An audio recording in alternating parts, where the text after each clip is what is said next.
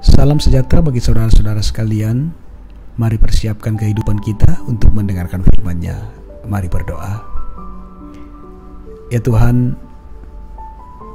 hanya firman-Mu lah yang menjadi pedoman satu-satunya yang tidak pernah berubah, yang memiliki nilai kekal dalam kehidupan kami.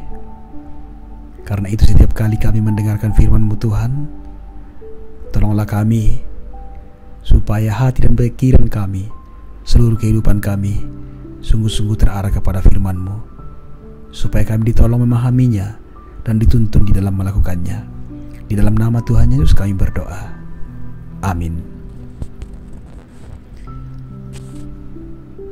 Amsal 16 ayat 2, firman Tuhan, segala jalan orang adalah bersih menurut pandangannya sendiri, tetapi Tuhanlah yang menguji hati.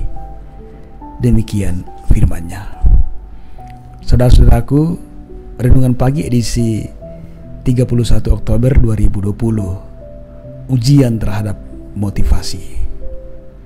Saudaraku, semua motivasi yang tidak bersih, meski hasilnya tidak langsung kelihatan buruk, tapi yakinlah semua itu akan memiliki nilai yang buruk. Ada seorang pengajar dan pengkhotbah yang sangat terkenal.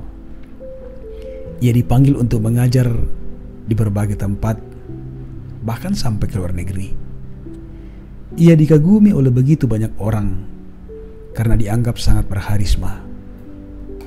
Akan tetapi kemudian ia terbukti bersalah dalam suatu kasus pidana, dan orang pun tidak lagi menaruh hormat padanya, apalagi mau mendengarkan ketika ia berbicara.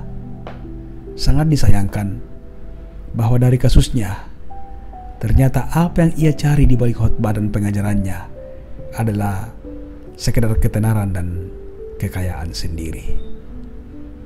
Secara lahiriah, apa yang diperbuatnya memang baik, yaitu mengajar, berkhotbah, bersaksi, bahkan mempertobatkan orang, membawa orang untuk mengenal Tuhan. Namun rupanya bukan itu yang berkenan kepada Tuhan, karena Tuhan menguji motivasi dari setiap motivasi hati. Tuhan mengetahui motivasi kita yang sesungguhnya dalam setiap hal yang kita lakukan, tidak hanya dalam pelayanan, tetapi juga dalam pekerjaan, studi keluarga, dan kehidupan kita sehari-hari. Bagi Tuhan, yang penting bukanlah seberapa besar perbuatan yang dilakukan. Percuma dan sia-sia saja perbuatan itu bila tidak didasari dengan motivasi yang benar sebagai ungkapan cinta kita kepada Tuhan. Saudaraku, benarlah apa yang ditulis firman Tuhan, bahwa segala jalan orang adalah bersih menurut pandangannya sendiri, tetapi Tuhanlah yang menguji hati. Amsal 16 ayat 2. Bahwa seseorang boleh saja menganggap pilihannya benar sesuai pandangan atau keyakinan pribadinya. Namun ingat bahwa cepat atau lambat setiap motivasi hati akan diuji.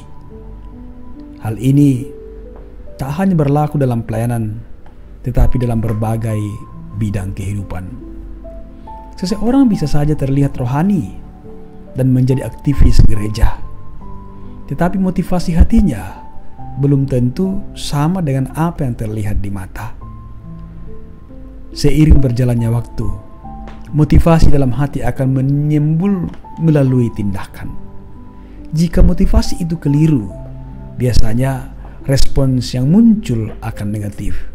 Namun saudara-saudara, jika motivasi benar, maka dampak yang dihasilkan dapat semakin kuat sekaligus menjadi berkat bagi banyak orang. Karena itu saudaraku, mari lakukan evaluasi diri terhadap motivasi kita dalam melakukan segala sesuatu. Sekiranya mungkin ada motivasi yang keliru, segeralah benahi sebelum ujian dari Tuhan datang untuk mengoreksi motivasi hati kita.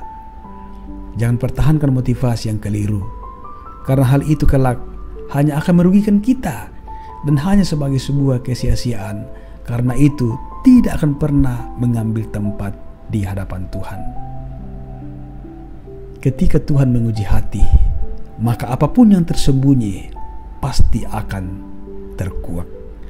Karena itu saudaraku, mari selalu dalam kerendahan hati kita datang kepada Tuhan dan dengan rendah hati mengatakan, ujilah aku ya Tuhan, dan cobalah aku, selidikilah batin dan hatiku. Mazmur 26 ayat 2. Haleluya. Amin. Mari berdoa. Terima kasih ya Tuhan untuk firman kehidupan yang kami alami di pagi hari ini. Kami kembali diingatkan oleh Tuhan bahwa dalam melakukan sesuatu, tolonglah kami Tuhan, supaya kami lakukan dengan sepenuh hati, dengan motivasi yang benar. Jauhkanlah kami dari kecenderungan untuk berbuat dengan motivasi yang salah atau motivasi yang keliru. Tuhan, sertai kami Tuhan, pimpinlah kehidupan kami, ampuni kami Tuhan. Di dalam nama Tuhan Yesus kami datang berdoa kepada Bapa di sorga. Amin.